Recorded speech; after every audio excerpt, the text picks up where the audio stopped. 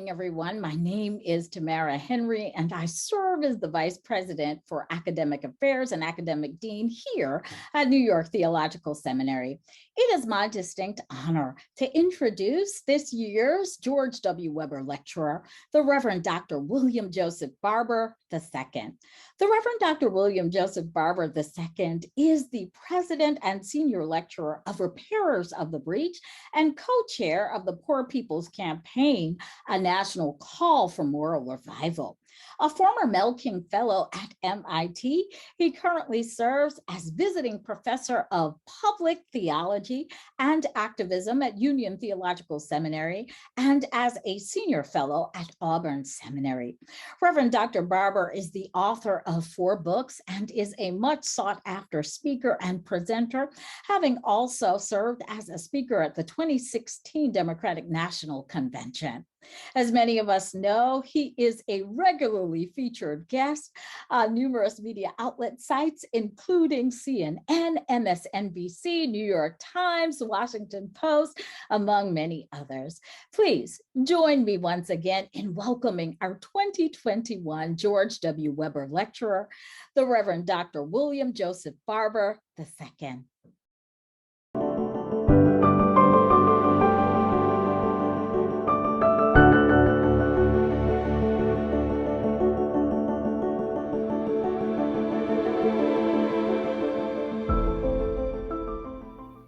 Gracious and eternal God, we thank you for your goodness and your mercy.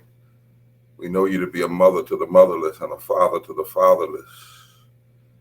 Whenever you call men, women, others to preach, you take the risk of putting treasure in trash, treasure in an earthen vessel, sometimes flawed and failing and unfaithful.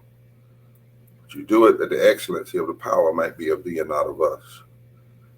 Hide us behind the cross. Keep us forever covered in your way and in your spirit. Use us for your glory. Let the words of our mouth and the meditation of our heart be acceptable in thy sight. O Lord, our strength and blessed Redeemer. Amen. I am so honored to join the New York's School of Theology, Theological School, to your president, my Texan.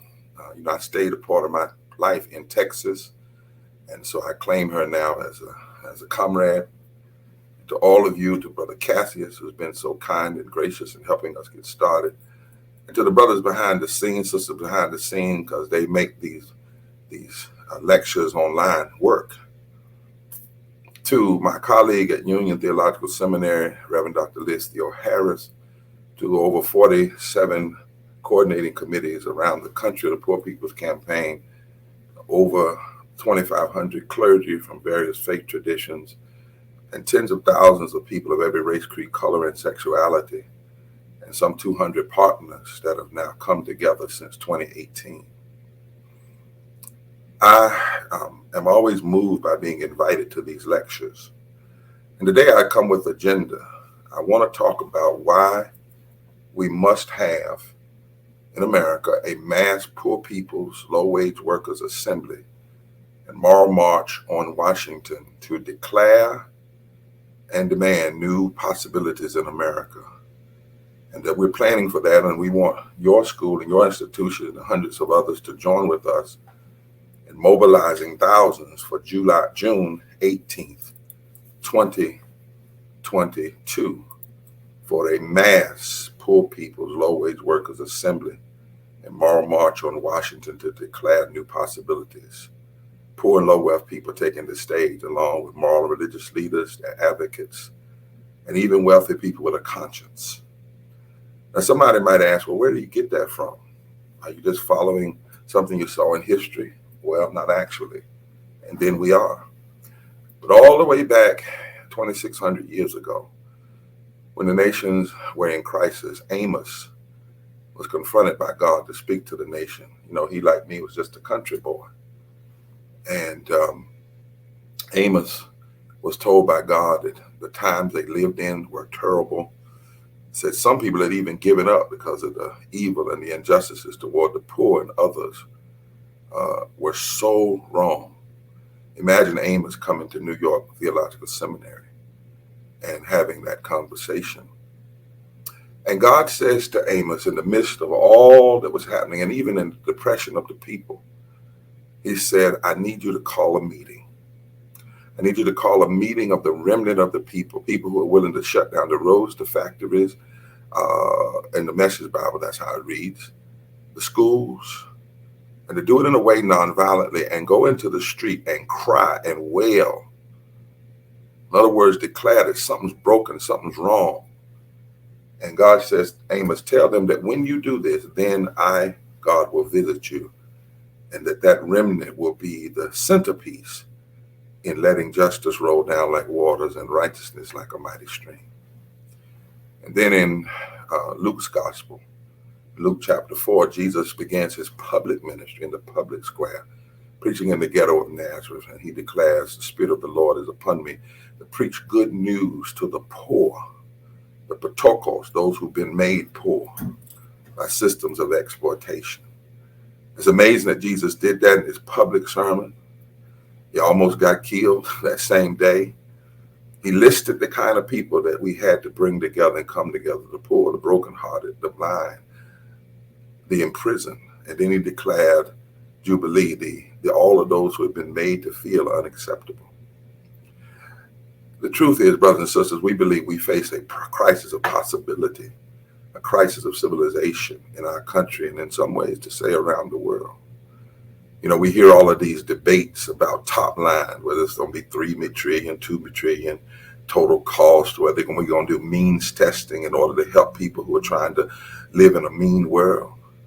But the bigger question is, why is it not possible, or do we believe it is possible for the richest nation in the history of the world to provide for everybody's needs? And if we don't believe that, and if we refuse to do that, and now nearly 50% of people in this country, 43% of these people are poor and low wealth, even and 8 million more after COVID, then what's really wrong with the soul of the country? Why is it so hard to do what is so right? Why do we have a crisis of possibility, a crisis of civilization, and what is the particular role of people of faith? Because too often we are caught up in the commentary about the probability of passing a policy. And oftentimes, even in Washington, when they talk about a policy, they do not talk about policy to eradicate something. They talk about policies that will do a little something, enough to say we did something. Sometimes something that is indeed transformative, but part of the reason it's so transformative is because so little has been done in yesteryear. Just this week or two ago, we were told there was a framework for a $1.7 trillion Build Back Better plan. And the fact of the matter is, we were told it is transformative and the largest since the Great Depression. Now, that is true, but in that truth is also sadness. If since the Great Depression, the most we've committed to the people is $1.7 trillion over 10 years, $170 billion a year. In light of all that has happened since the Great Depression, and in light of all the poverty that has existed, and in light of all the needs, that even the fact that it is transformative, it's sad in some sense that we have not transcended problems that we could have transcended long ago if we had the right consciousness. Otto Schwammer, who's an economist at MIT, says we have a problem in the American economic system. It's called consciousness. And Brother Swiglitz, a Nobel Peace Prize economist, said we ask the wrong questions too often. The question is not how much does it cost to address the issues, it's how much does it cost for us not to. The truth is, whatever is good, and there are a lot of good things in this plan we just heard about, and maybe by now has passed by the time of this lecture, but it's only good because we had to fight. Think about it, had to fight and march and sit in and get arrested just for people to have hearing aids, just for children and families to have a child tax credit, earned income tax credit. Had to fight.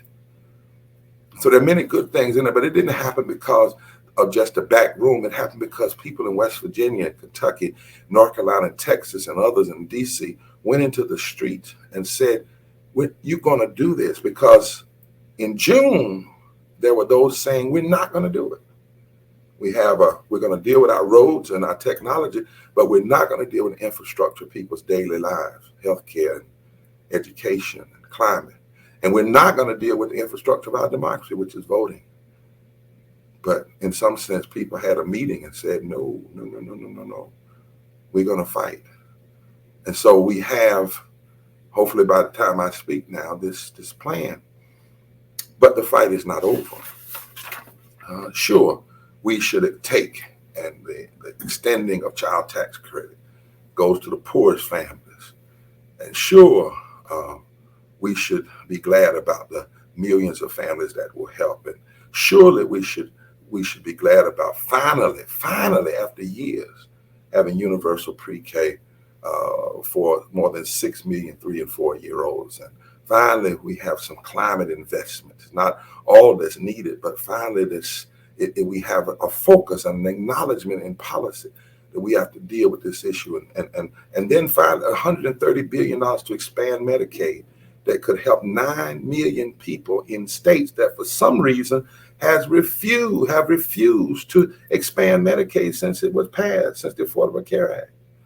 Finally, we have some commitment to affordable housing. Finally, we have some commitment to rental assistance and down payment assistance, and some more money for Pell Grants. Finally, and we ought to take that. We ought to grab that. We ought to claim that as part of a victory. Everything that I just listed and more, the Poor People's Campaign, for instance, has been pushing for and laying out for years, and even spoke with the President's Economic Council at the beginning of this year. But because we are people of faith from the tradition of the Amoses and we walk in the way of Jesus, we can't just be satisfied with a step. We must complete the full journey of recognizing the totality of everyone's humanity. We can't just be satisfied as long as there are people still crying and weeping in private, as long as there are many who may never be touched. As long as we know, for instance, that the Economic Policy Institute said we actually needed $10 trillion, $4 trillion more than what even Bernie Sanders said, to fix the problems that existed prior to COVID and before COVID.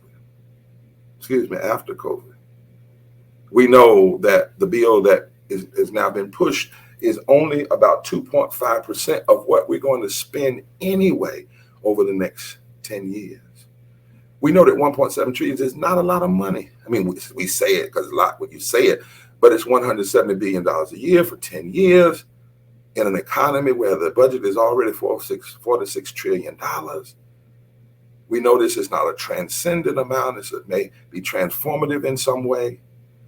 We know that 1.7 trillion could easily, in fact, 10 trillion could actually be done if just billionaires who made $2 trillion so far during COVID would just pay their fair share. $2 trillion while 8 million more people fell into poverty.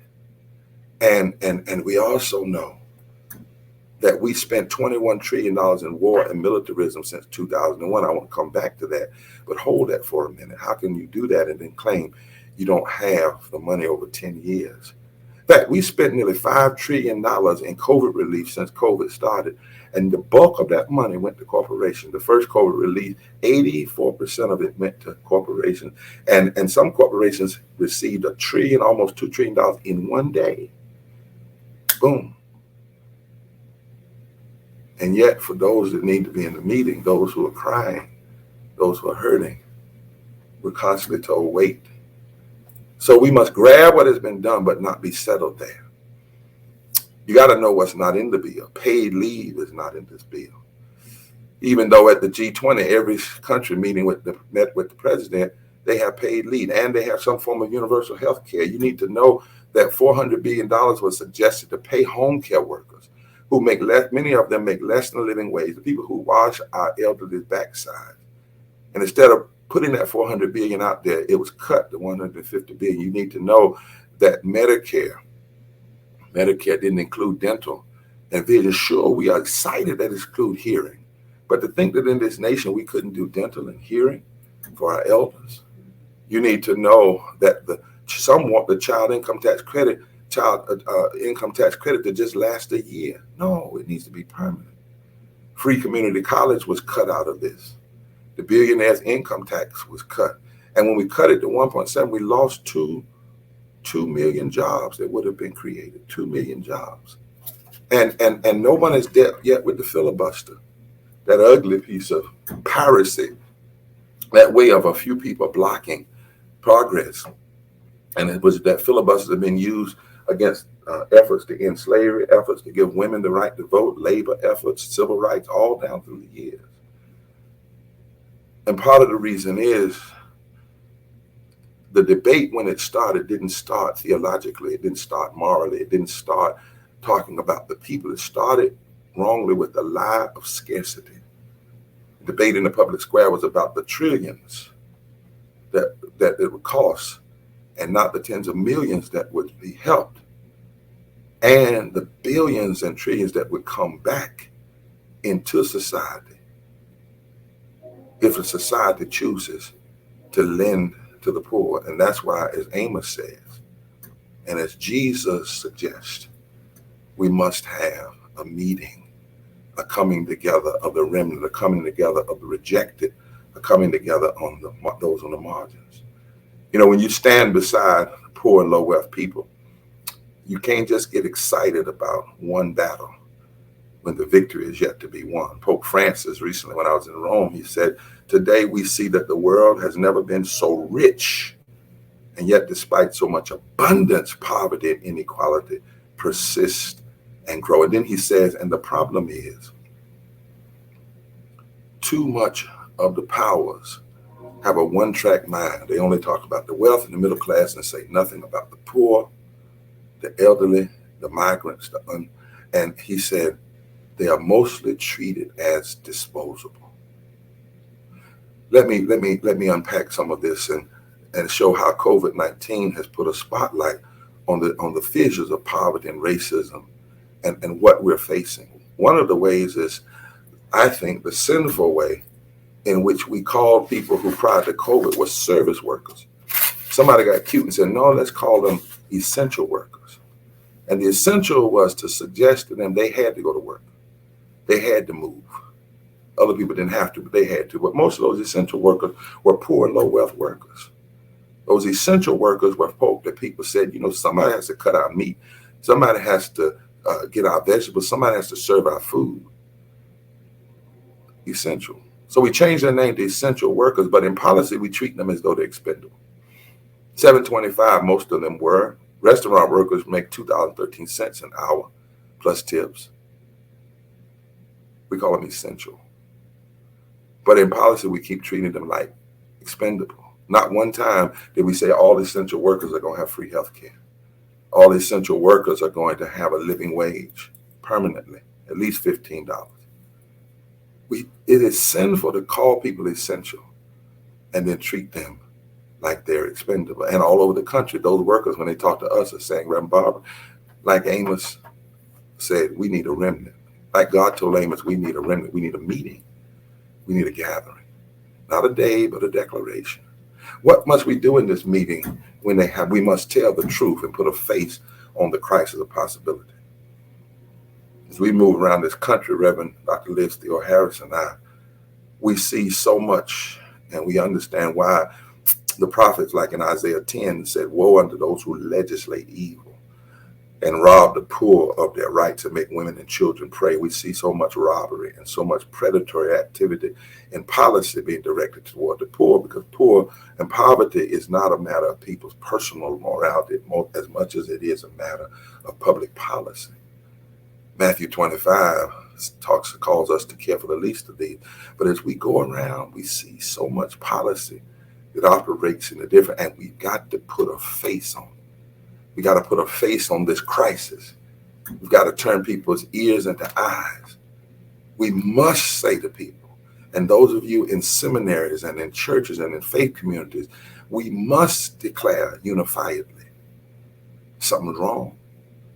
But 140 million people are poor and low wealth in this nation. 52% of our children, 39 million children. 41% of our elders, 21 million people. 42% of our men, 68 million. 45% of our women, 74 million. 33% of white people, 66 million. 60% of black people, 26 million. 64% of Latinos, 38 million. 40% of Asian people, 8 million. 58% of Native and Indigenous people, 2.4 million. That is the reality that we exist in spite of the fact that the U.S. economy has grown more than 18 times in the past 50 years. And from 1973 to 2016, productivity went from 73.7%. But hourly compensation only went up 12%. We must put a face on this. Tell the truth about the crisis that we live in. The top 1% share of the economy has nearly doubled from 1968 to 2017. The 400 wealthiest Americans own more wealth than the bottom 64%. 240 million people make less than 400 people in this country, and the 400 wealthiest make an average of $90-some thousand an hour. And 3 of those people have a combined wealth of more than the combined wealth of the bottom 50% of the entire country, 160 million people. Some say this is class war. No, this is truth, because they didn't make that money without making it on the backs and from the efforts of the rest of us. Something is wrong. Something is wrong. Affordable housing stock has declined by 60%. In 2016, there was no state in this country and no county in this country where you could work a minimum wage job of $7.25, let alone $2.13 an hour, and afford a basic two-bedroom, one-bedroom apartment. There are over 500,000 people experiencing homelessness every night. Every night. 47% are white, 41% are black, 22% are Latino.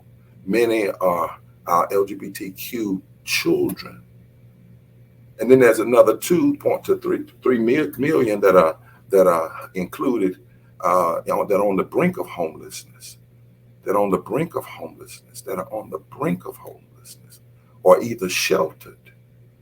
In fact, the brink of homelessness is even higher than the 2.3 trillion. We need a meeting. Amos said there must be a meeting. God said, Amos, there must be a meeting of the remnant. And then when we look at the realities, student debt in this country right now is $1.34 trillion. People just trying to educate themselves, over 44 million Americans. And 87 million people in this country are either uninsured or underinsured. Even after this crisis, or in the midst of this crisis of COVID, this health crisis, people come out still so callous that they don't want to pass health care for everybody. And many of the politicians are so predatory-like, according to Ezekiel 22, when your politicians become like wolves, as it says, that they will take free health care from the people that they get simply because they get elected and we pay for it. But then they don't want the people to have the same thing. Then we've got all this racism I could talk about in a number of ways, but one of it is in voter suppression. You realize we have less voting rights today than we had August 6, 1965, when the Voting Rights Act was first signed. In 49 states, there have been 400 bills put in place to suppress the vote. But it's not just race. This is not just Jim Crow. This is a form of James and Jane Crow Esquire. They took off the hoods, put on suits. And the goal is not just to stop black people, but if they were to have their way and all these bills were passed, 56 million Americans, black and white and brown and Native and Asian, who voted in the last election and used certain processes as access to the ballot, would no longer have that access. That's systemic racism. That's a form of sin. And since 1976, the criminalization of poverty has raised federal spending on prisons to $7.5 billion a year. And the inmates grew from 188,000 in 1968 to over 1.5 million in 2016. And in some ways now, almost 2 million. 2 million. 2 million. 1 in 13 black adults is some way disenfranchised, even from voting because of felony convictions. Then we have ecological devastation. You know that 9 million premature deaths happen in the world, according to one stat, 9 million because of fossil fuel chemicals. 9 million, remember? 9 million. This is 3 times as many deaths as from AIDS and tuberculosis and malaria combined, and 15 times more than from wars and other forms of violence. Water pollution alone kills 1.8 million people year-round. Can you imagine that? 1.8 million people year-round. And there are those that do not want to even look at it. And there, as we look at war and militarism, I told you I wanted to come back to that. We spent $21 trillion in war and militarism. You know that $21 trillion, let's think about it this way. $4.5 trillion could fully decarbonize the United States electric grid. Just 4.5 trillion. 2.3 trillion could create 5 million jobs at $15 an hour. 1.7 trillion could erase student debt. 4.49 billion could continue the extended child tax credit, CTC, for 10 years. 200 billion could guarantee free preschool for every 3 and 4 years for 10 years and could raise teacher pay. And 25 billion could provide COVID vaccines for the entire population of low-income countries around the world. We spent $21 trillion on war, the militarization of our borders and our communities. I tell you, sometimes it makes me want to go back to my days in hip hop.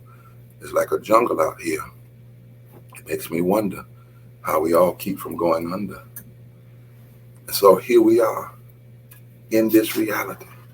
And when you look at what Amos said and what Jesus said, we need an assembly. We need a meeting, not just a day, but a declaration. It's a crime, said Dr. King, in a rich nation for people to receive starvation wages. God never intended for one group of people to live superfluously and in inordinate wealth, while others live in abject and deadening, killing, murderous poverty. Poverty that is not God ordained, but human greed, the result of policy. Jeffrey Sachs and I have this conversation, one of the leading economists. Poverty is a result of policy. Policy. And when you think about those essential workers too, I want to go back to them for a minute because they are like the canary in the mine. Many of them, as I said, were poor and low wealth workers. They were not paid enough to build up savings to tide them over in emergency. Most of them lacked paid sick medical leave, health insurance. They lacked access to unemployment, especially the restaurant workers, because they didn't make enough to qualify because their minimum wage is so low. They lived many times in expensive but crowded accommodations. And when we decided to give them something, we gave them a moratorium for 4 months. But in the 4th month, they had to go back and pay the third, all 3 months plus the 4th month. Well, if they didn't have the money in the 1st month to pay the 1st month, how could they pay all 4 months after 4 months? And many of them were not in union, so they had no voice. And that, therefore, they became the first to get, have forced to go to work, the first to get sick, the first to get infected, the first to go to the hospital, and the first to die because they were essential, but policy treated them like they were expendable. We need a meeting. God said it to Amos. Jesus implied it. The Spirit of the Lord is upon me to preach good news to the poor. The Christian movement began among the poor. The poor were claimed to be God's first point of attention when Jesus started his public proclamation. But I've given you a lot of numbers. And I know some of you are saying, well, Bob, aren't you committing the same mistake that you said about others? They started with the numbers. Well, I would be if I did not give you the faces. So now that you have heard, let me turn those same ears into eyes. I want you to see Danielle, a child of God, made in the image of God, working 70 hours a week, trying to survive on $7.25. I want you to see the black man we have met who cleans people's backsides in a medical facility he can't even afford. I want you to see the lady in West Virginia who's a low-wage worker demanding 15, and she says her and her other female friends have to get together on Tuesdays and sell tacos so that they can get enough money to have a stash to pay for one another's feminine supplies during their menstrual cycles. I want you to see the Episcopal priest out in Aberdeen, Washington, who's trying to minister to a city of only 16,000 people, where 1,000 of those, almost more than 1,000, are homeless. It is the zip code with the largest number of homeless white millennials in Washington state, despite all of the wealth from Microsoft and Amazon that's in that part of the country. I want you to see the white clergy in Kentucky who introduced us to coal miners that are dying from black lung. Those in Harlan County, one of the poorest counties in America, and they told me when we went there, nobody ever comes to see about us. Lyndon Baines Johnson started the War on Poverty in Harlan County. They said since then, Democrats and Republicans have abandoned them. Even no preachers even want to come back here. Why don't you vote? Because nobody calls our name. Nobody cares about us. They say we're Trump and red counties. We're not really red counties. We are counties that somebody has failed to remember. Well, let me help you see and hear Callie Greer screaming, wailing in front of the United States Capitol because her daughter died right in front of her. One reason, Alabama refused to expand health care because the leadership, the Republican leadership, the governor knows, could not stand the fact that it was Obamacare.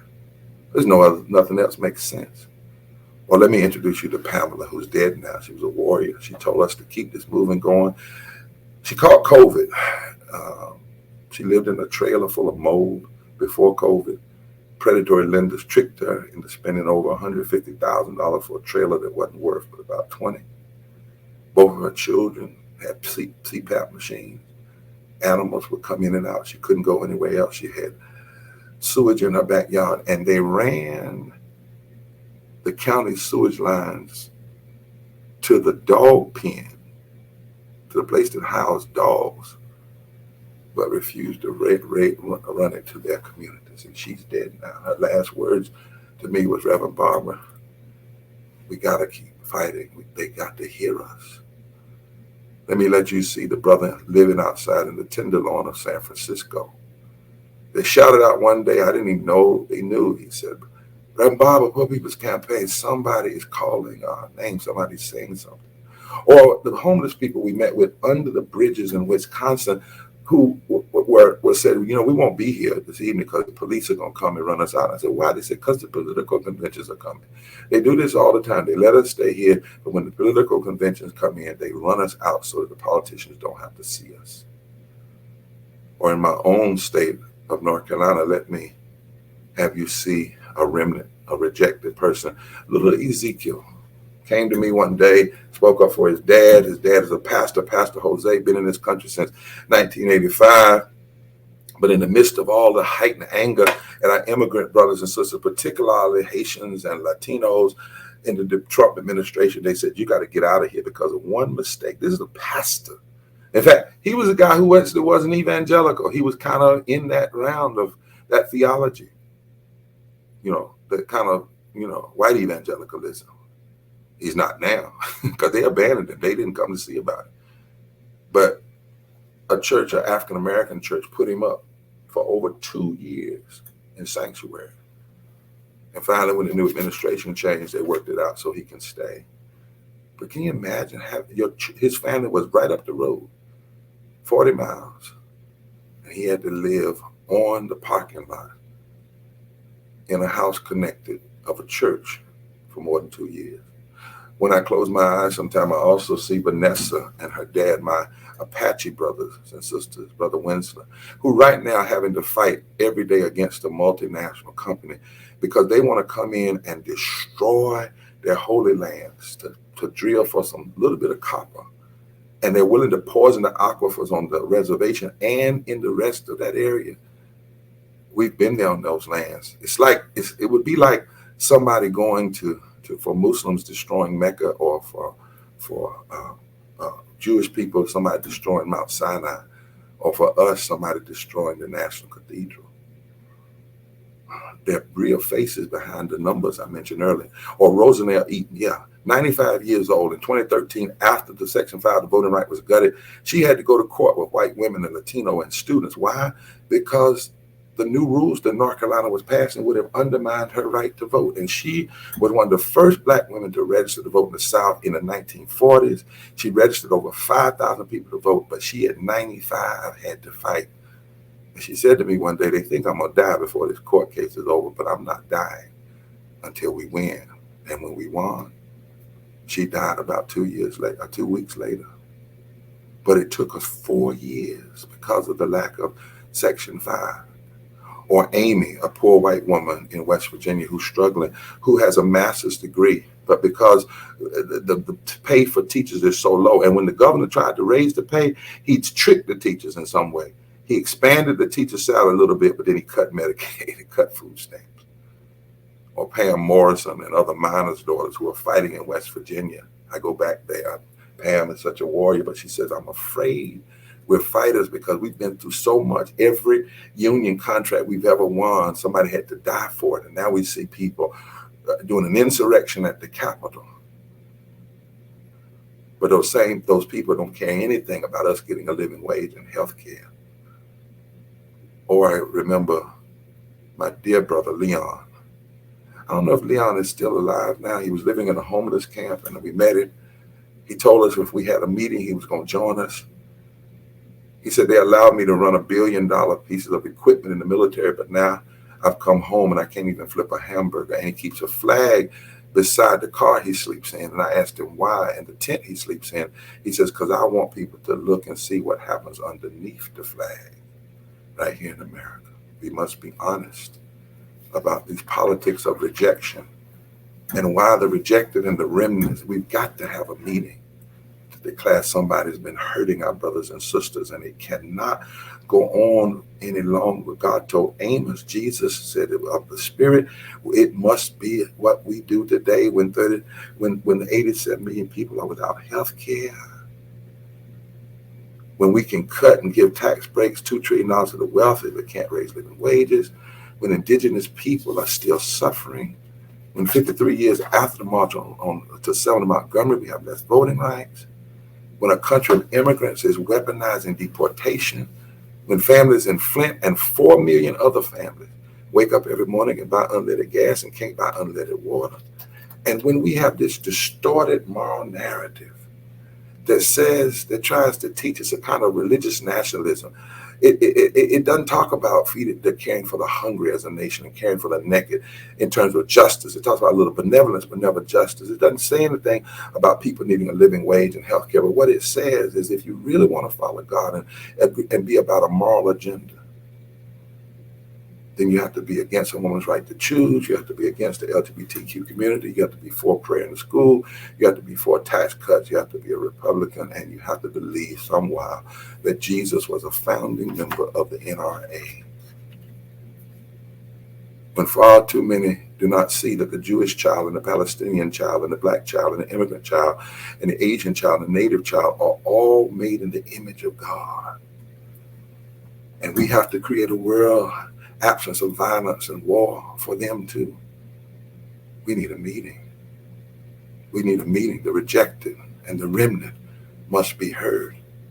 And finally, we must understand how we got here. You know, Neil Painter says that what we're seeing is the iconography of a tragic, traditionally American call and response. We take steps forward, and then there is a vicious violence outbreak, ugly, vile, rhetorically mean season of trying to push things back out of fear of other people.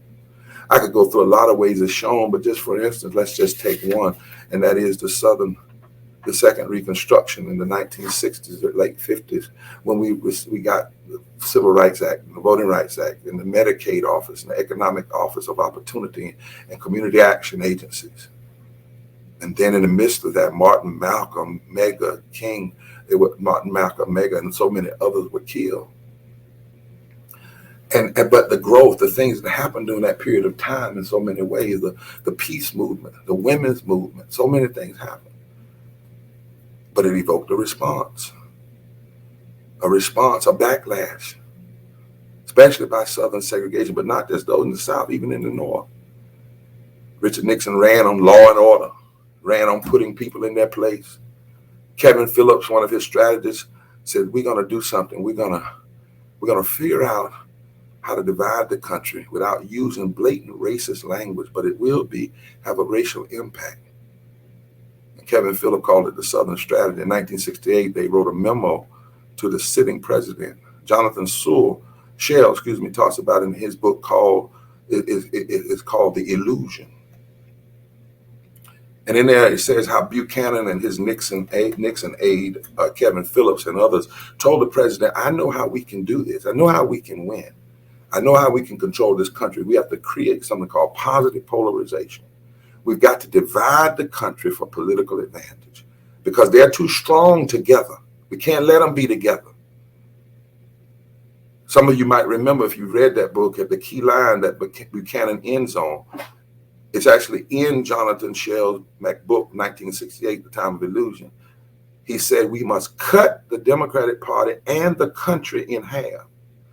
And my view is that we would have the far larger half. But we must do it in a way that does not sound racist. We must use language like tax cuts and entitlements.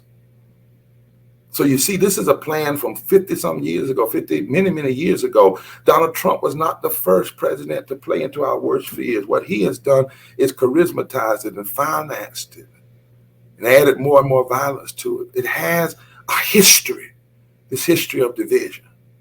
And we've been warned time and time again. Dr. King, at the end of the Selma to Montgomery March, he said, do you not realize that the reason there's segregation and voter suppression is because the fear of the Southern aristocracy and their counterparts, the fear of the possibility of the masses of poor Negroes and poor white folk coming together, having a meeting, and forming a political power base that could restructure America's economic architecture. We've been warned that the battle in this country is not that we're strong, but that we're powerful together. It's one of the reasons Rabbi Heschel railed against individuals who stood on the sidelines. Rabbi Heschel said, there is an evil, which most of us condone and even are guilty of. It's called indifference to evil. He said, we remain neutral, impartial, and not easily moved by the wrongs done unto other people. And this indifference to evil is more insidious to evil itself. He says, we don't come together. We move in our silos. My brothers and sisters, I hear God speaking to Amos. I need a remnant. I need the remnant to come together and cry and wail in the public square. I hear Jesus saying, the Spirit of the Lord is upon me to preach good news, to evangel, to invite the poor, the brokenhearted, the blind, all of those who've been made to feel unacceptable. It's time. It's time for a generationally transformative, conscience-changing movement that begins with a meeting, not a day, but a declaration. We've got to call this nation to repentance. We must build a third Reconstruction. No time to waste. No time to waste. We've got to stop this national move away from the democracy we have more and more to a civil oligarchy, which leads right into an autocracy. It is the battle of our time. We must escalate the nonviolent moral struggle of a third Reconstruction. The remnant must have a meeting in public that will call the rest to repentance, or recall enough, because God says that the remnant can actually save the nation. The remnant doesn't just take everybody, but there must be a remnant that acts like something is wrong, that cries like something is wrong, that nonviolently says something is wrong in the public square. Jesus declared his first sermon in the public square, right in the heart, right in the face. It must be a meeting that's not about a day, but a commitment commitment that we're not going anywhere. Somebody's hurting our brothers and sisters, and it's gone on far too long. The soul of democracy, yeah, even the world, we're in a crisis of democracy, a crisis of civilization, a crisis of poverty. And what is it time to do? Well, we put together a piece called The Third Reconstruction, Ending Poverty and Low Wealth from the Bottom Up. And here are some of the things that we must do. We must do even beyond what's done in these last few days. We must update the poverty measure and stop lying to ourselves as a nation about the extent of poverty and low wealth. It's not 39 million people. We must expand democratic participation and protect voting rights. We must do that. It's time. We must protect the constitutional rights of assembly and free speech. Do you see all these laws that are being passed in places trying to stop people from being able to have their free speech and to be able to protest? We must have the remnant have a meeting. We must ensure that the legislations that are passed in this country first start with how will it affect 140 million poor and low wealth people, and how will it affect various communities disaggregated. We must fight to expand protections for frontline essential workers and guarantee income expansions of unemployment insurance and resources for children and social welfare. Yes, SNAP and WIC and CTC, child tax credit and earned income tax credit, use the tax code to address the issue of poverty. And we cannot accept what was just done as the end. It must be a beginning. It must be a push. We must have a meeting.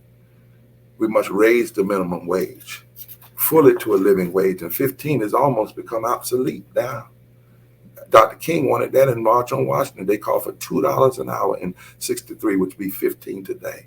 We must enact fair taxes on corporations and Wall Street. There must be a meeting that's willing to cry and wail in the street publicly that says we must repeal the 2017 tax code. There must be a meeting, not a Democratic meeting, a Republican meeting, not a left versus right meeting, but a right versus wrong meeting, a meeting that's rooted in our deepest moral and religious values. We must have a meeting. We must have an institute tax, a wealth tax. We must go to work. We got to guarantee health care for all through Medicaid, through securing Medicare, and through universal single pay health care. This is not just ideas of Democrats or somebody. This is what God, everywhere Jesus went, he set up free health care. Everywhere the prophets went, they declared healing.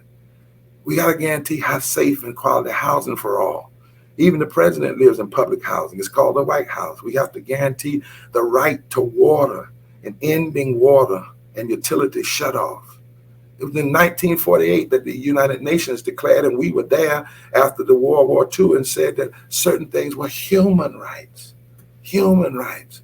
We must implement a federal jobs program. We must use the cleaning up of the environment and addressing climate reform to do that and prioritize poor communities who get hurt first. We have to guarantee quality, safe, equitable public education.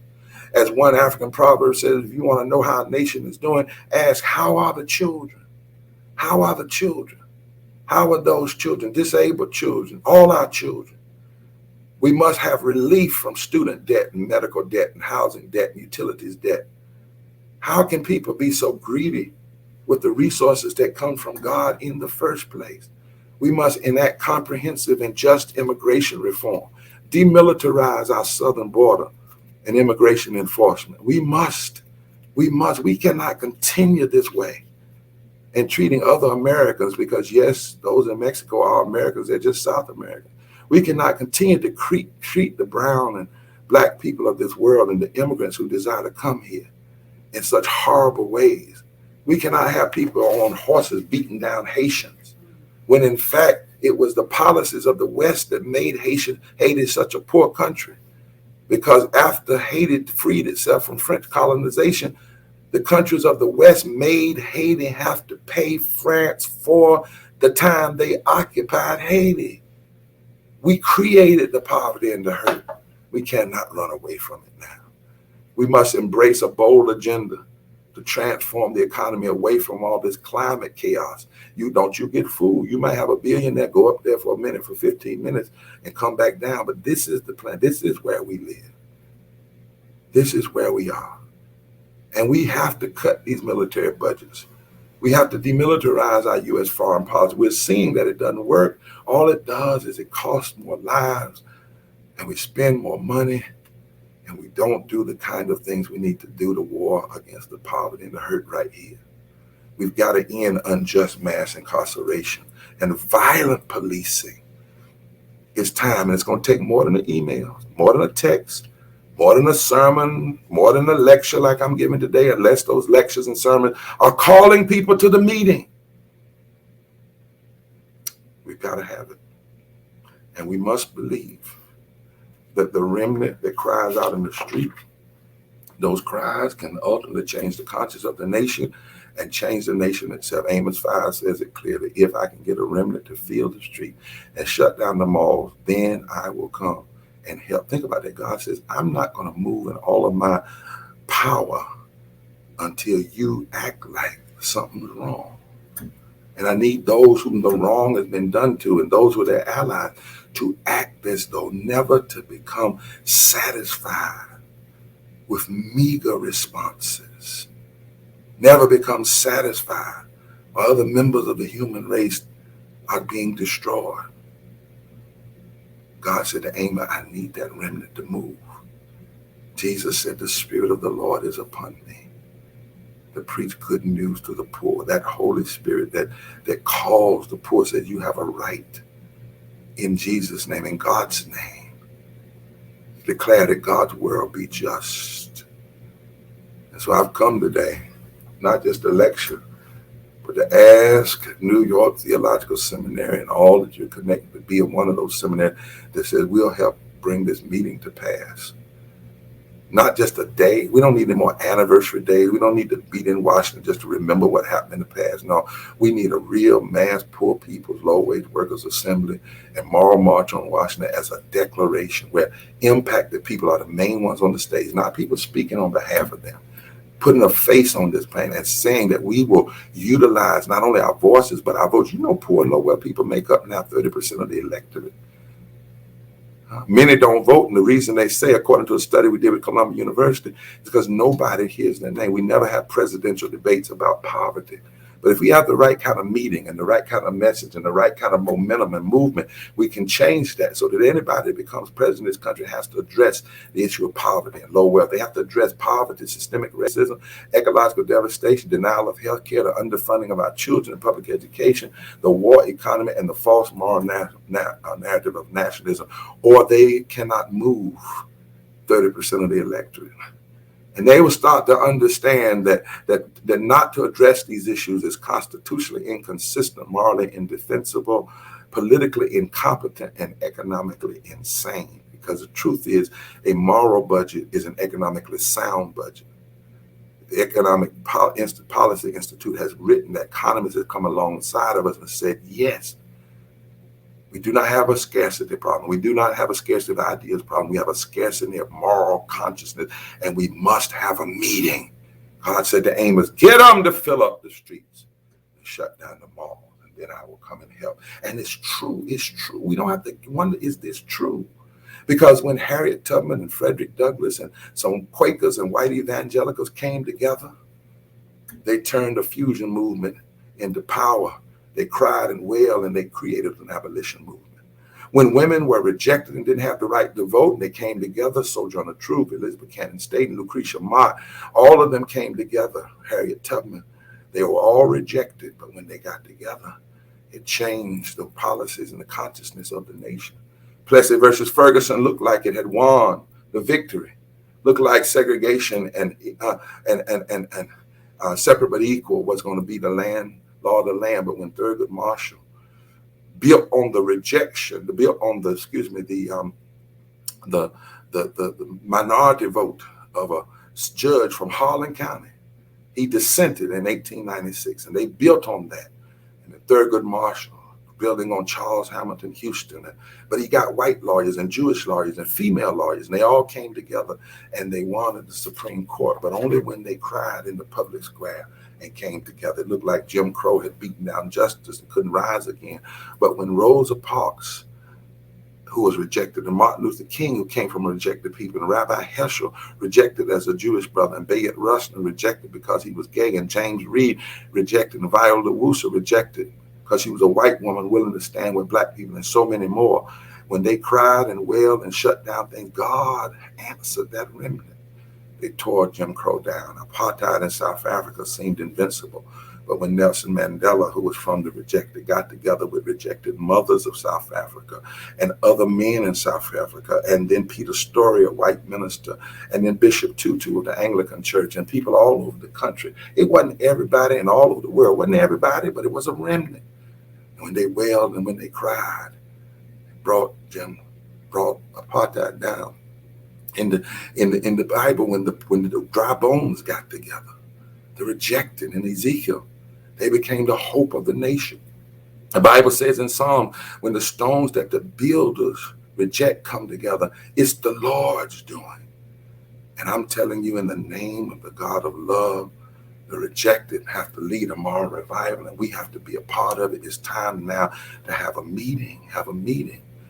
Mass poor people's assembly, low-wage workers assembly, moral march on Washington, not as a day, but a declaration declaring we will do more of our wailing, more of our crying, more putting an agenda before the nation, more voting, more demanding, non-violently. We will do it because it's not an option for us to accept. The rejected, the remnant will lead and must lead a moral revival. We don't need guns. We don't need evil. We don't need hate.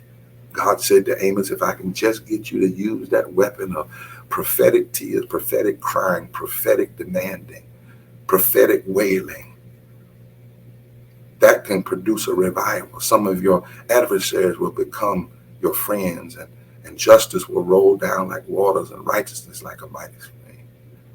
So it's time when all of us get together who love justice, who love uniting people. What a day of rejoicing it will be.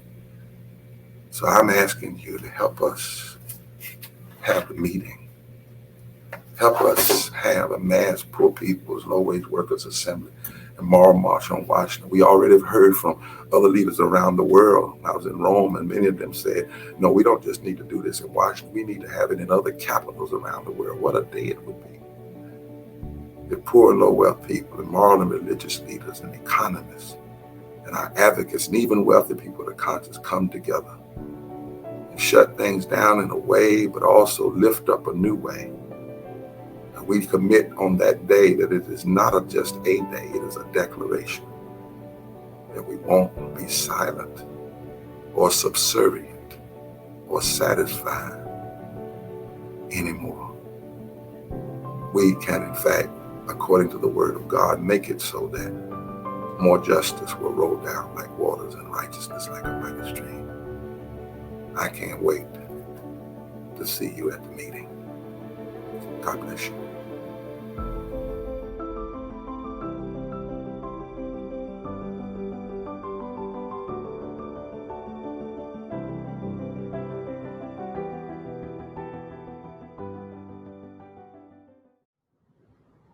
Well, hello there. Thank you so much for joining us. I'm so excited today to be in conversation with Bishop, the Reverend Dr. William Barber II. So grateful for a phenomenal lecture for a moral fusion, the coalition to address racism, poverty, and modern day injustice. And we're so grateful that he was our Weber lecturer this year. Dr. Barber, how are you doing, sir?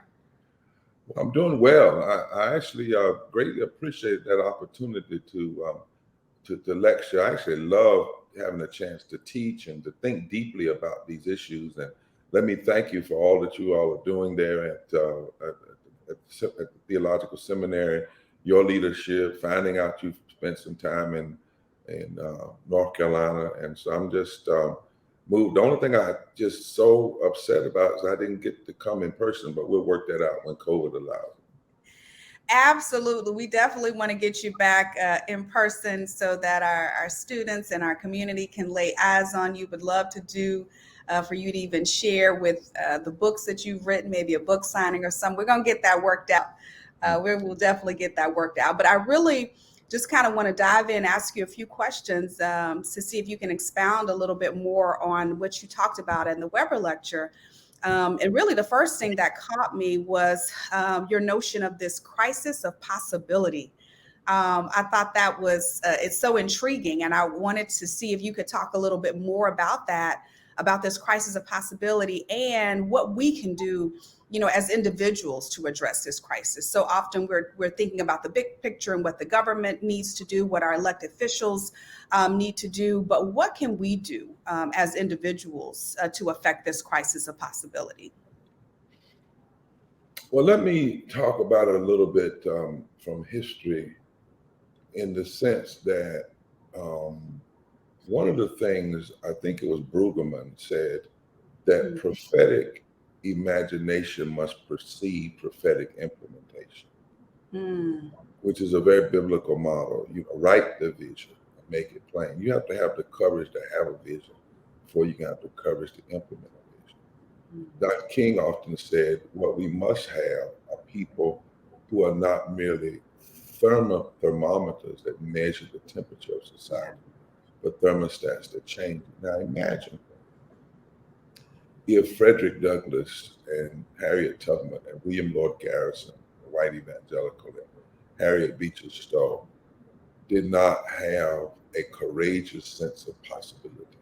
In the face of all of the ways in which the system of slavery that was undergirded by what I call evil economics, where the end justifies the means, sick sociology that suggests people can't be beside each other because of their race, there has to be a hierarchy, bad biology that says, skin color by itself is a determining factor of different humanity.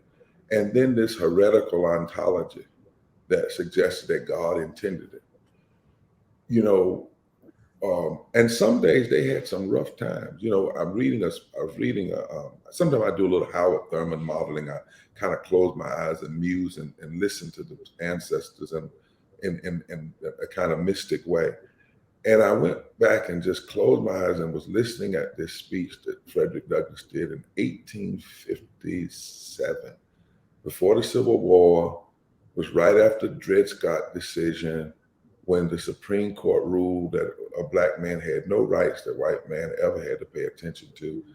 And the story is that Frederick Douglass was asked to speak 2 months later, and he was hurt. And the movement was hurt, and people were saying it's over. They were in a crisis of possibility. The abolition movement is over because the courts are against us, the magistrates are against us, the army is against us, the nation, so forth. And Frederick Douglass in that speech lays out all of the things that are against us. But rather than leaning into the crisis, rather than giving into the crisis of possibility, toward the end, he has the courage of possibility. And he says, if I can remember, quote him, he says, the things we are facing are monstrous, and they intend to win. But maybe what we see happening is the necessary chain of events towards the downfall and overturning of the entire system. There is a Supreme Court of men, but there is a Supreme Court of God. And then he says, what I know is that every attempt to ally and stop the abolition movement has only served to embolden and intensify our agitation. So rather than giving into the crisis of possibility, he had the courage to believe in possibility. In our nation right now, when you hear people saying that we have a lack of resources, that's a crisis of possibility, and it's a lie, because we do not have a scarcity of resources in this country to address poverty and low wealth. When you hear people say that the policies, we can't do this, we do not have a scarcity of ideas. What we have is a scarcity of moral consciousness. And so what happens is things have been turned upside down. So for instance, today, and I'll end here, people claim to be moderates, but moderate seems to mean how many people you can keep from getting helped. That's what a moderate seems to be. Wow. We approach something like 140 million people in poverty, nearly 50% of the population, and people just accept that as though it's supposed to be. It's okay. Over 50% of our children, when in fact, none of this has to exist. It all exists because of policy. And so what we must do as people, poor, low-wealth people, religious leaders who walk by faith and other people, is not give in to the crisis of possibility. But we have to help this country believe again. And every major transformation in this country came when a remnant of people said, you know what? It doesn't have to be like this. It doesn't have to be like this. And that's what the Poor People's Campaign is saying. When they tell us that we can't do a budget, we write one. When they say poor people don't really vote, we do the research and find out why. And we also, when they say we don't have the money, we meet with economists and we say, yes, you do. Because what we will not do is give in. And say nothing can be done. And that's the crisis of poverty. Too many people have stopped believing and just have started accepting what is in fact unacceptable. And you know what? It's so true. And I really appreciate what you're saying, because not only do we relegate it to policy, but often, Rev, we relegate these problems to God. We make them God problems when in fact they are human problems. When you think about hunger, as you said, there's no lack of resources. There's no shortage of resources. There's enough food on this planet for everybody to eat. You know, when you think about homelessness, there's no lack of resources. There is enough, wood and timber. There is enough resources. God has given us the resources that we need to do the work that needs to be done. There's no need, for policy, for poverty. It's about greed and finding ways to recognize the humanity of everyone and honor that humanity.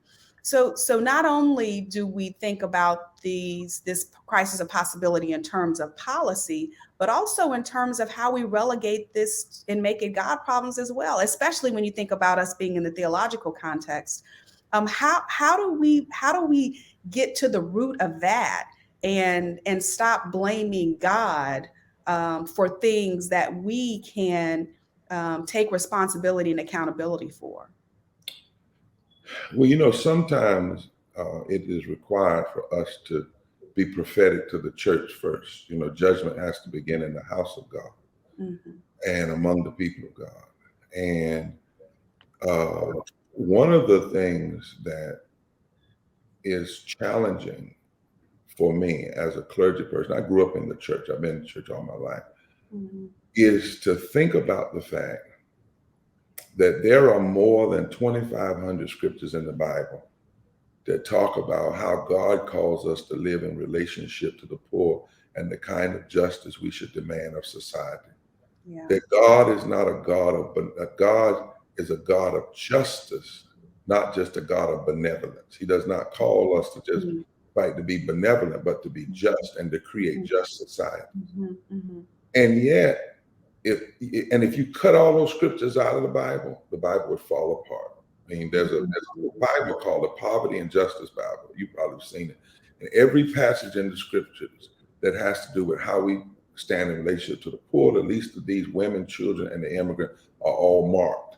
And one day, some students who were tired of folk who claimed to believe in the inerrancy of scripture, telling them that the Bible said the only thing they should really be concerned about is being against gay people and being against a woman's right to choose and being for tax cuts and being a Republican and acting like Jesus was a founding member of the NRA. They said, we're going to actually read the Bible.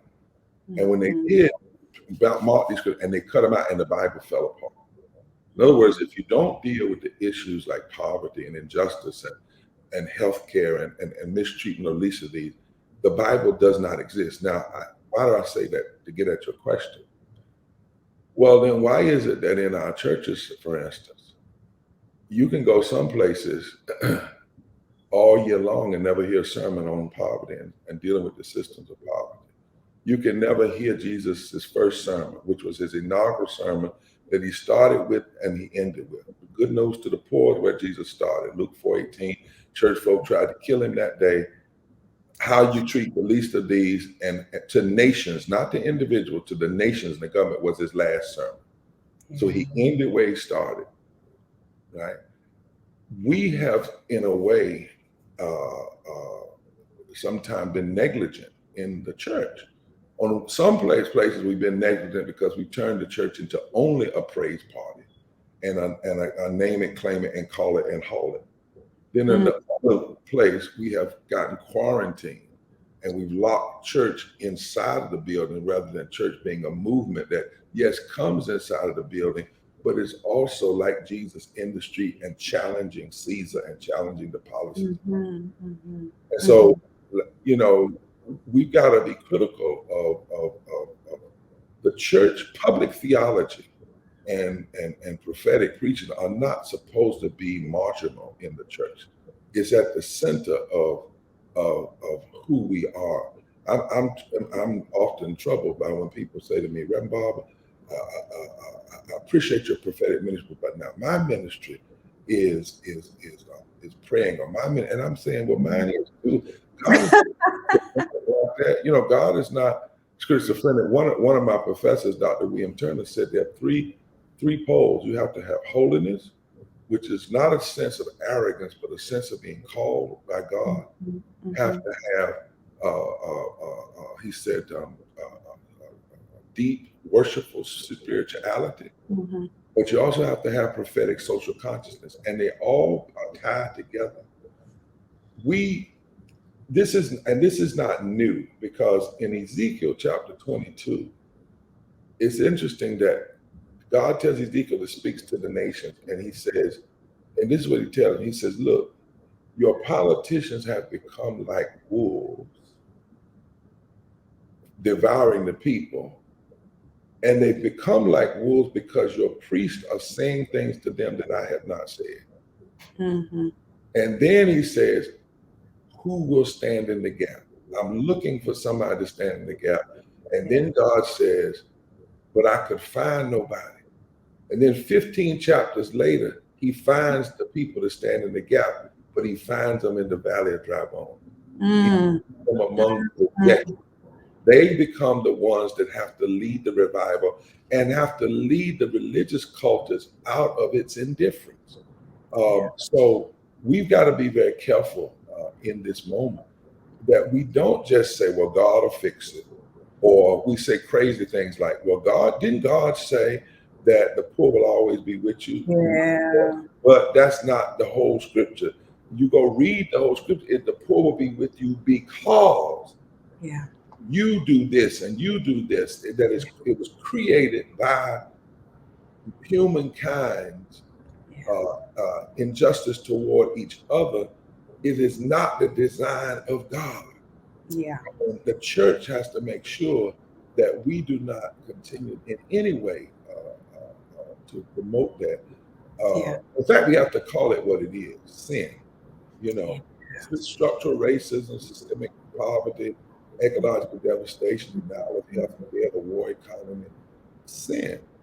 And lastly, Madam President, I think we need to do something. I didn't talk about it much in the lecture, but we've got to decide in this country whether death is going to keep being an option.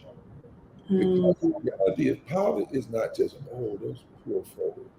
700 people die a day from poverty, 250,000 a year. Before COVID, 7 people died from vaping. And there was a congressional hearing and a White House coming together. 700 people died a day from poverty. And even to this day, even in the last presidential election, there was not one 30-minute debate on the issue of what are we going to do to address a reality that 43% of this nation living unnecessarily. Yeah.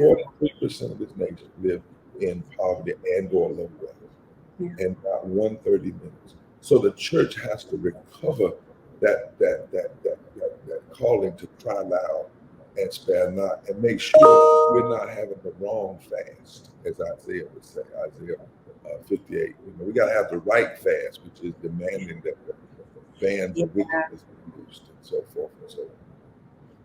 Wow. Yeah, you have said so many pieces in that response. One of the things I definitely want to pick up on, and you spoke about this during the Weber lecture, is the importance of truth telling. That we must tell the truth about these crises that we are experiencing. And I guess I just want to have a conversation about why that's so difficult. And is it because the truth is in the eye of the beholder? Is there a difference between truth and the truth? Why are we all looking at the same situation but we're seeing it differently? How do we get to the point where there is this collective truth, where we can acknowledge these issues, whether it's healthcare, the poverty, and be able to move forward, understanding that the crisis is affecting all of us and not just those who we think those the least of these, as they might be referred to. But this notion of truth telling, it keeps coming up. It keeps coming up. So can you talk a little bit about this notion of truth and why we see things so differently? What was it that Orwell said? Telling the truth in a time of deceit is revolutionary in and of itself. Yeah. But in America, hadn't that been our problem? Lying. I mean, racism is rooted in lies. Denial of women's rights was rooted in lies. Yeah. Blocking labor rights, lies. When we talk about raising the living wage, the lies that they come up with, the lie that it's going to hurt businesses and cause people to lose jobs. Just recently, the Nobel Peace Prize was given to several economists who have debunked that entire lie, that actually said, you know what, paying people a living wage, a decent wage, would pump 300 and some odd billion dollars into the economy every year, and it would not make prices go up, nor would it cost jobs. But greed and the love of money is rooted in deception. And one of the things we have is so much money now. In Virginia, just the other day, they spent $120 million in that election. In last year's presidential election, $14 billion. So a lot of money is put behind the lies. And America, in many ways, has grown up with so much distortion. That's why people are making all this fuss out of something that I don't even say it anymore, critical. I don't even say it because it's just wrong the way it's being framed. Anybody that's not critical is not thinking. But the great fear is that people will hear the truth. Now, if you are in a season of lies, the one place that has to tell that truth is the pulpit and the church. And then secondly, we have to be among the people, I believe, and take that truth into the public square. And there are two truths we have to tell. One is the truth about what is. The other is the truth about what could be. Yes. In the Poor People's Campaign, that's why we say, we've been 3 years, the Poor People's Campaign, a national call for moral power. Our first two goals was to shift the narrative, tell the truth, and to build power.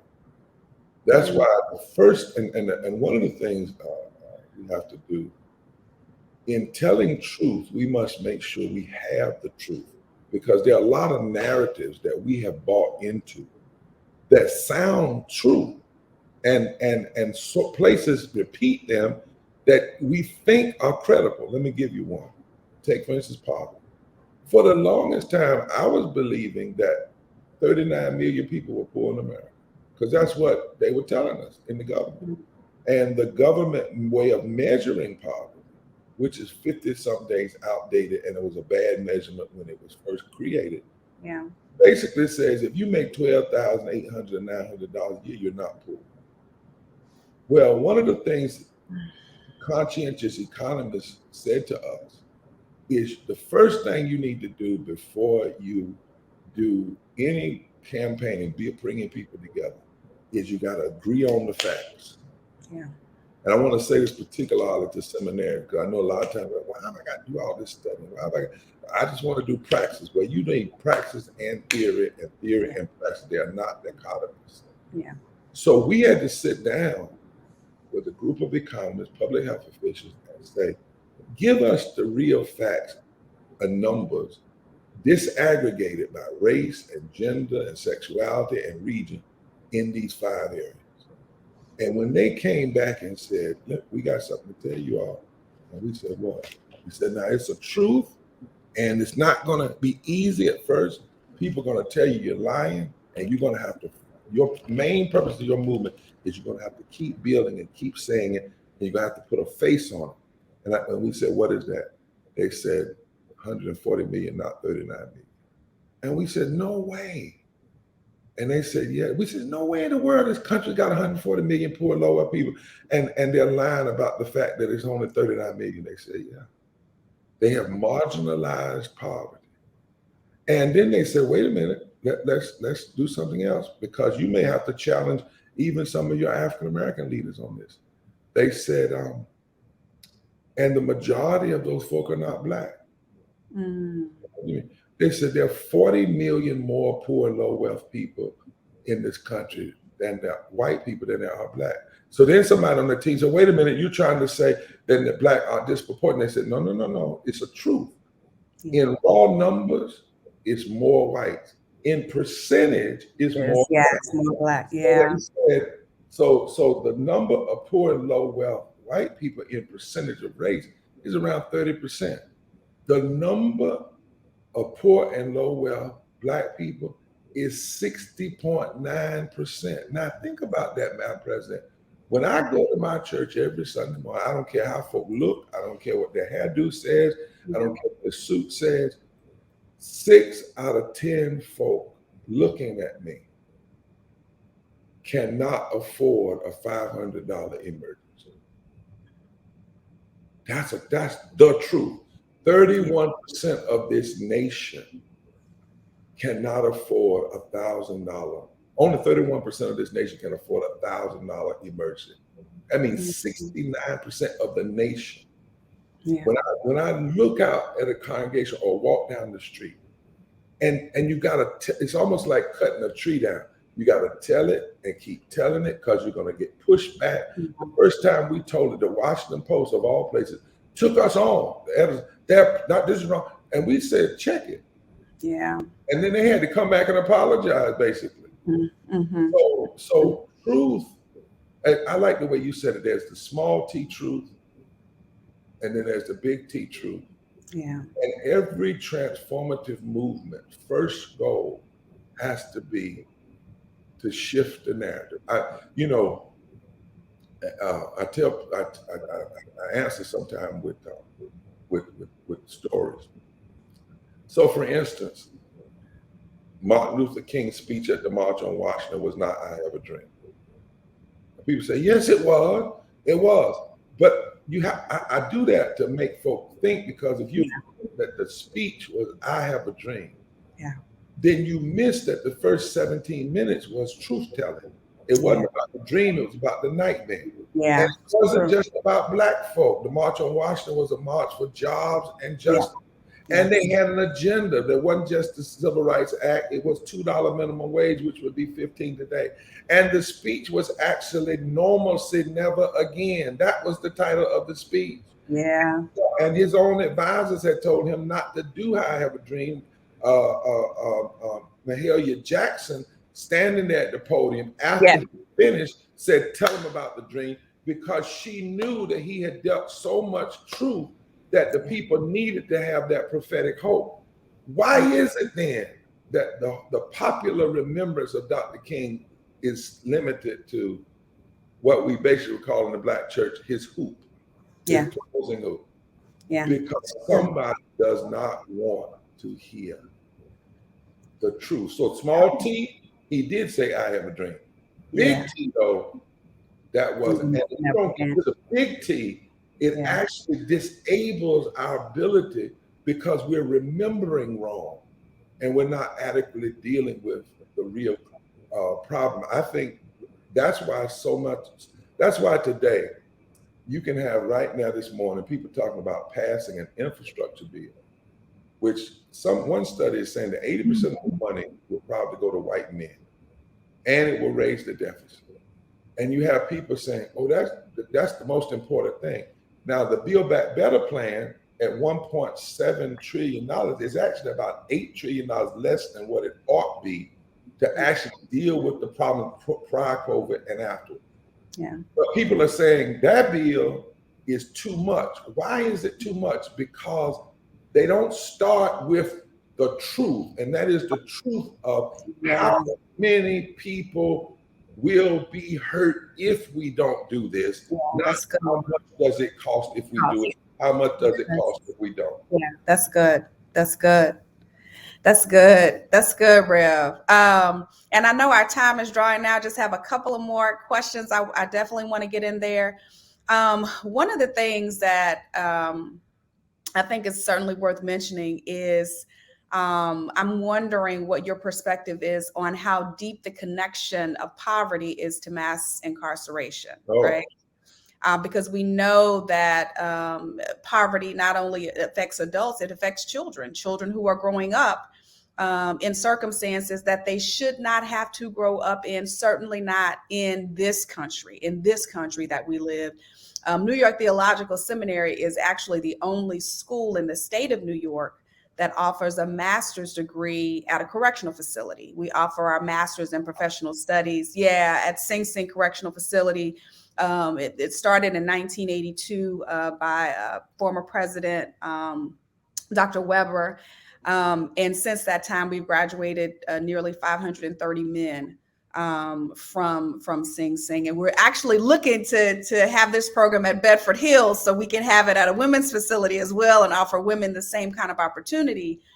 But just thinking about poverty and the impact of poverty, when you look at incarceration, and certainly the incarceration of Black and Brown people more than anyone else. But talk about the connection and how, in truth telling, we could possibly come up with other alternatives to this problem that our nation continues to face. Yeah, the fact that we put 1 million more people in prison than China, and China has 1 billion more people than us. Yeah. Michelle Alexander's right when she says this is the new Jim Crow, and you have the prison industrial complex. You have the criminalization of poverty. Most people in jail plea bargain because they don't have the money to afford the legal representation. In my short lifetime, I've been a part of 6 Black men being exonerated from death row who would have been killed if our death penalty system worked faster. And majority of them were exonerated because they were represented by counsel that was overworked and overwhelmed because they were public defenders and they didn't have money to go out. When you look at the criminal justice system and how even money that goes into communities, you say, well, why is it that certain communities want prisons? It's because the tax dollars follow the prisoners. And so whenever people are taken out of a community and placed in the prison, then also not the taxes that they would pay, but the money, the services that come because of their presence in the community and the government spending follows them to prison. So it goes where they're counted for those services. People in prison are counted for the money, the kinds of money that come in that community. Children are left without parents. The overwhelming majority are Black and Brown people. And then there's a direct connection between who's in poverty and who's illiterate, who's uneducated. When people come out of incarceration, so oftentimes they are disenfranchised. There was a study that was done that said the number of people that have been disenfranchised from their voting, particularly Black people, could actually turn elections. North Carolina, the state, we just won a case after all these years where the court said that all 56,000 people who had gone in prison in North Carolina who are now out and paid their debt to society must get their voting rights automatically returned. But for so long, that was not the case. So you can't, and that's what we say, you can't separate. Yeah. So when we talk about, for instance, systemic racism in our movement, we mean the racism that comes at Black people, but we look at all of it, the voting rights, incarceration, the disparity in healthcare, whatnot. But we also look at racism and how it impacts brown people, Asian people, and Native Americans, and the collateral damage done to poor white people. Dr. King often said that it is the suppression of the wages of Black people also hurt poor white people. Yeah. So we organize people from Appalachia, white Appalachia, to Black Alabama. And one of the things we find out is that there is a kind of incarceration of society. There is a willingness to criminalize poverty. And there was a book that I read. I don't know if the person that was at New York at the seminary there, but it was called The Crucified God. The Crucified, no, not the Crucified God. It was called The Incarcerated God. I know that was a chapter. Anyway, the question was posed to somebody: why is it that we in New York, we want to place more money in incarcerating people than in educating them? Yeah. And the person answered anonymously in the book. This was somebody that really worked in the system. And this was their answer. Well, some of us want to live a certain way. And we can't live that way if certain people are around us. So we create ghettos. But the ghettos fill up, and we have to have somewhere to send people. Wow. I mean, this was somebody reflecting on why the criminal justice system is so heavily funded in a state like New York. I wrote about it in my work for my doctoral degree. I may send it to you. But yeah, and the criminalization of poverty has us locked up. That's what's wrong with our possibility. This we don't have an ability to think beyond just criminalization. And then what makes you really mad, and the boys in the hood talk to me about this all the time. They said, Reverend Barber, this system is just whacked out. And I said, what do you mean? They said, now, all along we were told that selling weed was criminal. We got all these people in jail for selling weed.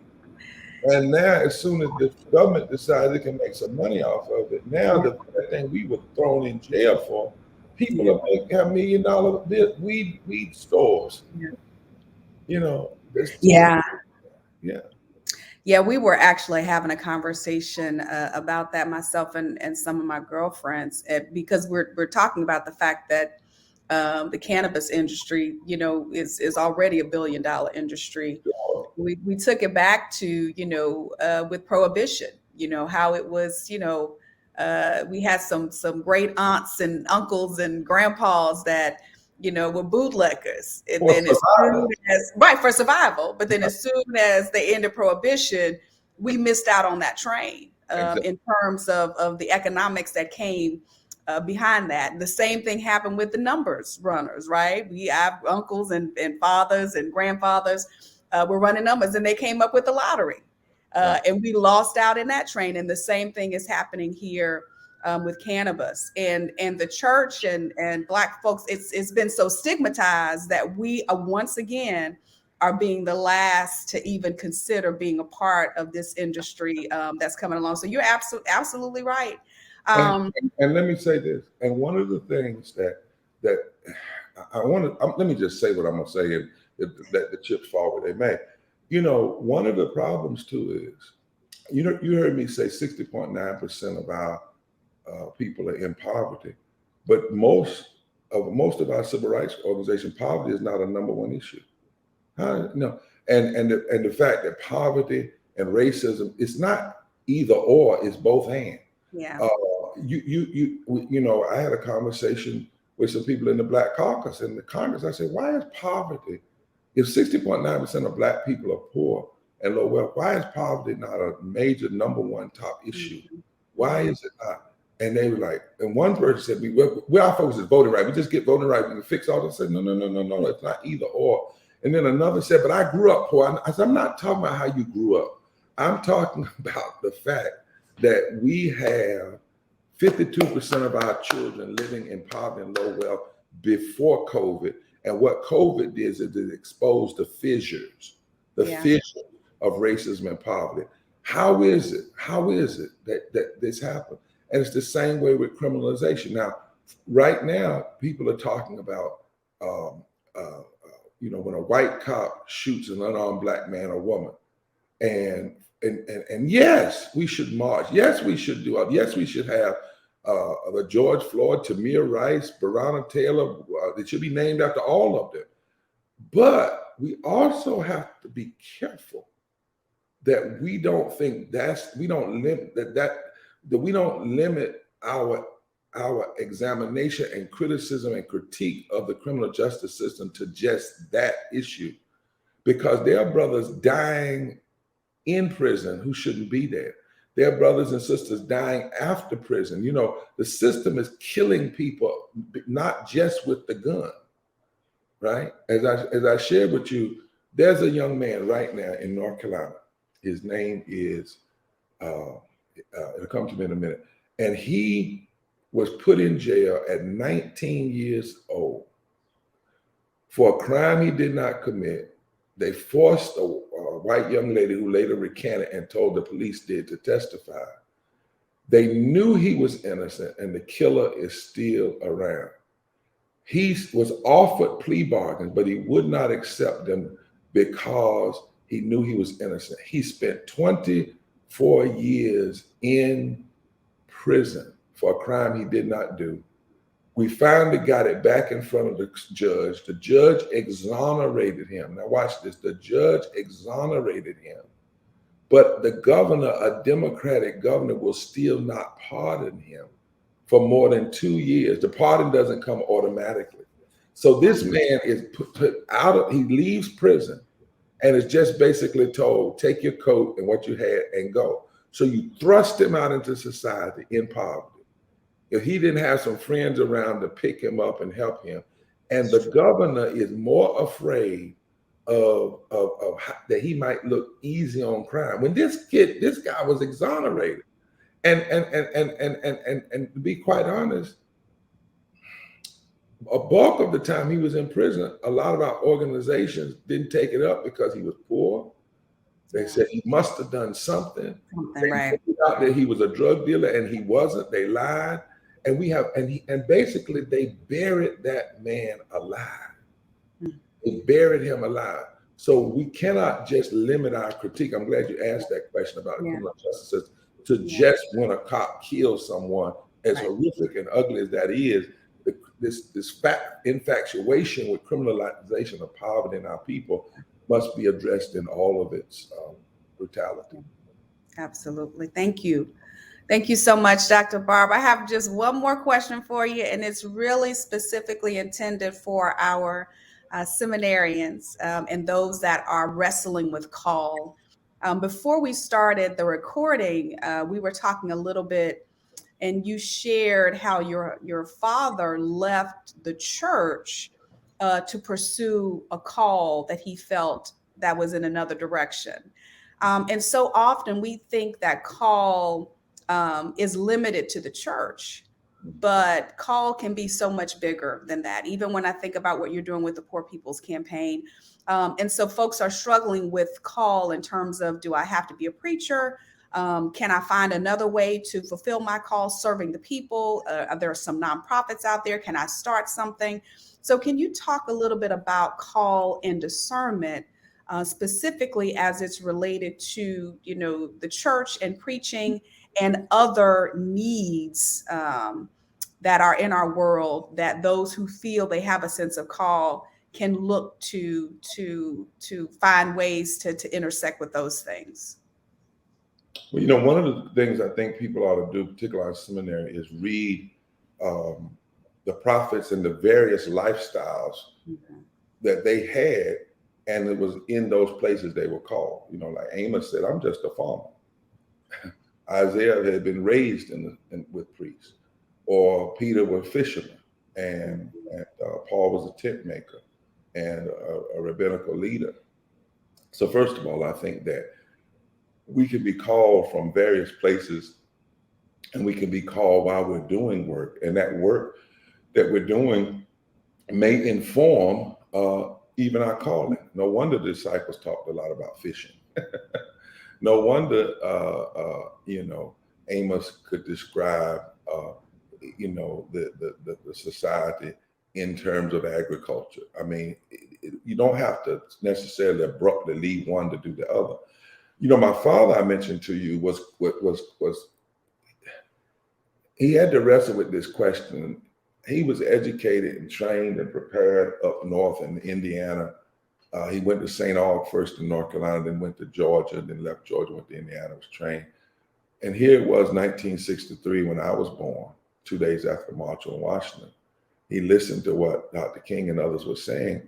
And then he received a call from a principal, black principal of a black school that had yet to be desegregated. This is 10 years after Brown. And they said, Barbara, you can help us, because Indiana had done some desegregation. And would you come home and help us? And he didn't leave the church. He left the church he was at, where he was. And he packed up and he said, I have to go where I'm needed. Now, he left an upward projection. He was, I mean, they were preparing him to move right on up through the ranks of the church and the administration. They had high hopes, but God had a higher call. And at some point, you got to make the decision of whether you're going to be successful or significant. Sometimes the two go together, but sometimes they don't. I'm a pastor. And one of the reasons I love talking to seminary, because I won't let anybody come along and say, well, I would be involved, but I'm a pastor. I'm saying that if you are a pastor and you're not concerned about the stresses and the trauma and the injustices that your people face, that's a form of pastoral misconduct. There was a little book written some time ago called Pastoral Care and Prophetic Leadership. And part of it was that if you read, for instance, in the Gospel of Luke chapter 4, verse 18, where Jesus said, the Spirit of the Lord is upon me to preach good news to the poor, a healing of the broken heart. The Greek word for healing there, it has dualistic meaning. It can mean laying on of hands and praying for people and anointing them with oil. But it also can mean finding out what's making them sick and remove that. So I come from a tradition, for instance, my father and others were involved in as pastors. One of it is when down in Warren County years ago in the 70s, people were getting sick, just dying of cancer. And churches were praying and having special services and tent revivals and whatnot. But Leon White, who was a pastor, my father and others decided, what's causing all of this? So they started going out at night, and they found that this company was bringing PCB trucks into the community at night and pouring that mess into the ditches, and it was seeping into the water table. So as pastors, their job then was not just to pray for people to be healed miraculously, but to stand in the miraculous power of God and stop this company from destroying the community. Yeah. So I want to say that to the seminary students that you know, as a pastor, you are the resident theologian not only in that church family, but in that community. And we have a calling. I know it's not easy. I've pastored the church. You know, we've had multiple millions of dollars of buildings and all of that. But you still have a responsibility to have that prophetic, pastoral, and priestly voice. And then lastly, I would agree with you. Sometimes what you're called to pastor is not just a formal church. In some ways, people call me the pastor, the bishop of the Poor People's Campaign, or the pastor or bishop, of the movement. And I kind of see it like this. I don't see what I'm doing and what Reverend Dr. Leah Steele Harris is doing as separate from the gospel. It is a part of the gospel. It is fundamentally a part of the gospel. So what I say to folk is, this is what you need to find in seminaries. Answer this question. What is it that you're being called to that produces a quarrel with the world's existing injustices? Because if whatever you have, whatever spirituality you claim, however you claim to have gotten it, laid out on the floor, in the Eastern Orthodox setting, looking at an icon with smoke all around, in high church, in Pentecostal church, in Baptist church, the laying on of hands and speaking in tongues, whatever you claim is you say this is a sign and symbol of my spirituality. If that does not produce a quarrel with the world's injustices, a challenge to the world's injustices, if it does not deal with poverty and the brokenhearted and the hurting and the captive, and does not seek to find a place of welcome for all of those who have been made to feel unwelcome, if it does not challenge the nations to have justice, not just benevolence on Thanksgiving and Christmas, then perhaps your claim to spirituality, especially Christian spirituality, is terribly suspect. Because I don't know anywhere in Scripture where people were called by the Spirit of God, whatever they were doing, that it did not produce a quarrel with the pharaohs and the Caesars of their time. Yeah. So wherever you are, in a nonprofit, a chaplain, part of that role is, how is what you're doing a part of the nonviolent, love-centered, truth-bearing, justice-seeking move in the earth to make what is wrong right? Now, some people say, well, all that'll be done when heaven comes, but you better be working on it till heaven comes. Amen to that. Amen to that. Well, thank you so much, Bishop, for joining us today, for taking the time to be in conversation.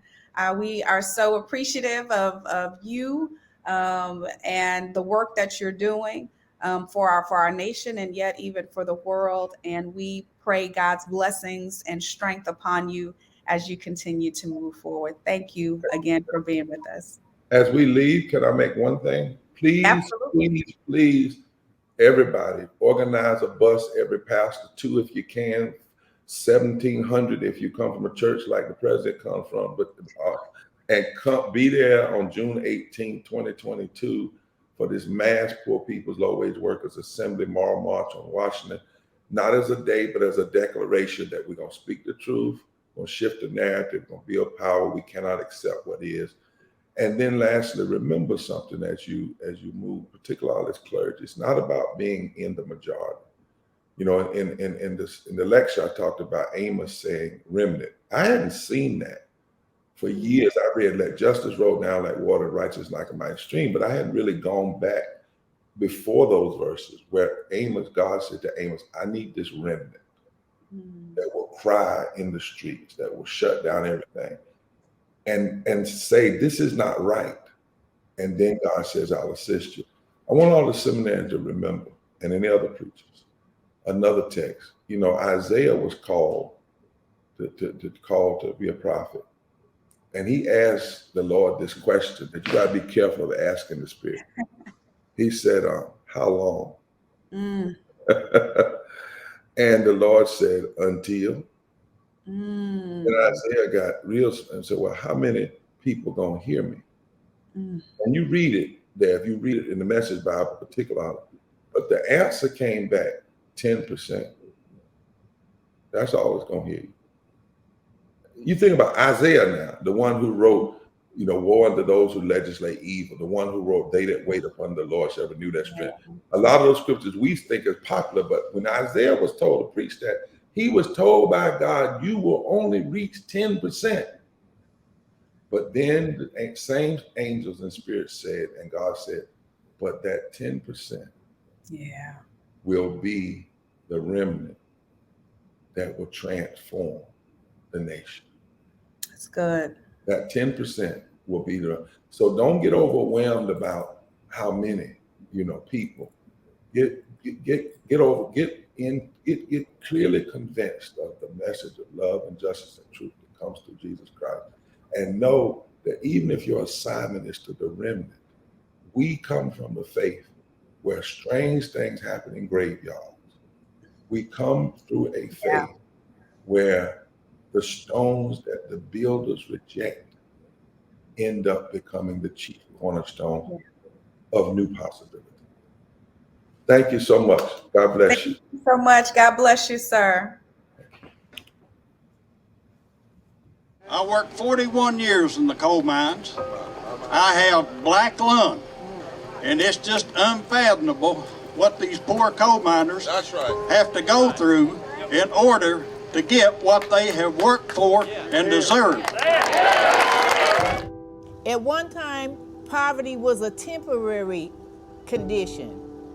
You were on a down slope for a minute, but you could bounce back up. We can't bounce back up today. It's permanent. We're not going back to the factory and building cars and trucks like we once did. A job working at McDonald's or the grocery store doesn't pay enough for one person to live. We work a 40-hour work week, still not enough. Living from paycheck to paycheck. Rent is $600 a month. We got water bill, electricity. I do this for my kids, and it hurts. We were in the height of mass water shutoffs. This entire neighborhood was shut off all at one time. I saw all my neighbors get shut off right in front of me. It was kind of terrifying. I'm 42 years old, and I'm a cashier at McDonald's. I had lost my house. You're welcome to come inside. There's a lot of people that are living in their cars. You never notice until you're in the same situation. I don't have stuff to give my children. I'm paying all these bills, and they need school clothes and stuff. And they be asking me for, I can't give it to them. I see poverty in my own community. You know, there's a 70% unemployment rate in the reservation right now. Here in New York City, we're home to millionaires and billionaires, and we have so many people living in the street, and that's just not right. I've been a homeless veteran twice, lived in a shelter. I've been living down here since I was 17. I'm from Flint, Michigan. You can't imagine being in my footsteps. I have children who have never had the experience of drinking from the tap. 700,000 people in this country are on the verge of losing their food stamps. This budget calls for shrinking the social safety net programs like Medicare. I just know that everything that's happening to us isn't right.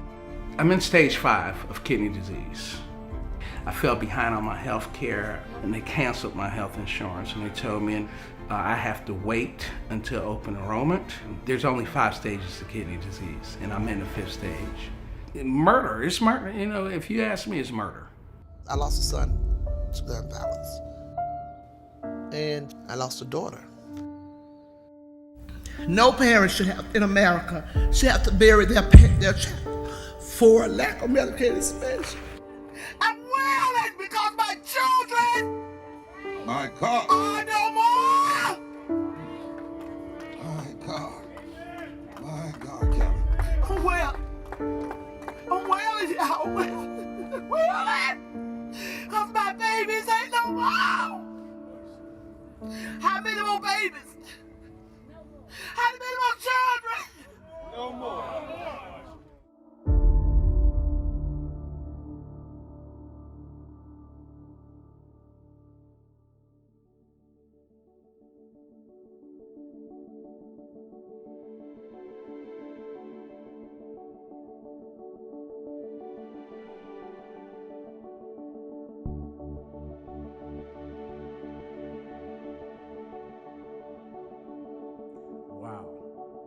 What an evening it has been. We've heard from Dr. Lakeisha Warren, our president, We've heard from our lecturer of the evening, Dr. William J. Barber, but now we must hear from you. Yes, you. This is an appeal for you to support the continuous work that we do here at New York Theological Seminary, with the focus on preparing faith and thought leaders to engage in relevant, restorative, and transformative ministry. NYTS seeks to provide a relevant and rigorous theological education that is accessible, inclusive, and transformative. We want to prepare students to be creative, innovative, and relevant in their ministry context, and finally promote deeper engagement and authentic relationship with the Creator and all creation. Join us in supporting the work of our amazing president, Reverend Dr. Lakeisha Warren, our dean, the board, the faculty, the staff, as we invest in our students and in our communities to work to fund more scholarship dollars and enhance our brand awareness on a global scale. A charitable gift to New York Theological Seminary is an investment in the future. With your financial support, NYTS, we can continue our legacy of excellence and remain a world-class graduate theological school and achieve our dreams of becoming one of the leading faith and thought institutions in the world that prepares leaders to engage in urban ministry. You can give by visiting our website and clicking on the Donate Now, or by typing the link here on our stream. And not only are you giving to the institution, but portions of the proceeds collected on tonight will go toward the Poor People's Campaign and the wonderful work that Dr. Barber and all the partners across the country are doing. So give today. Thank you and God bless.